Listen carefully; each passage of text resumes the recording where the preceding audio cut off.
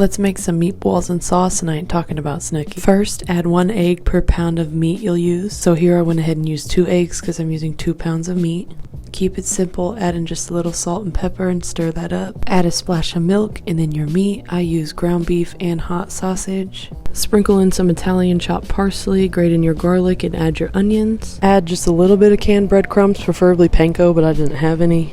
And I like to use soaked homemade bread for the rest of my breadcrumbs. However, this day it was fresh bread, so it was a little more like mush, but it worked out just fine. Mix it all up and then shape into whatever size balls you want. Okay, now add some olive oil to your pan and fry up the meatballs just to get a nice sear on each side, not cooked all the way through. Once seared, place on a plate with a paper towel while you make the sauce. For that, start with some olive oil and add your onions and garlic and cook that down for a bit. Once that's fragrant, add in your tomato puree and sauce. Hit it with some fresh cracked pepper, salt, sugar, Italian seasoning, red crushed chili flakes, minced onion and garlic powder, and a splash of red wine vinegar.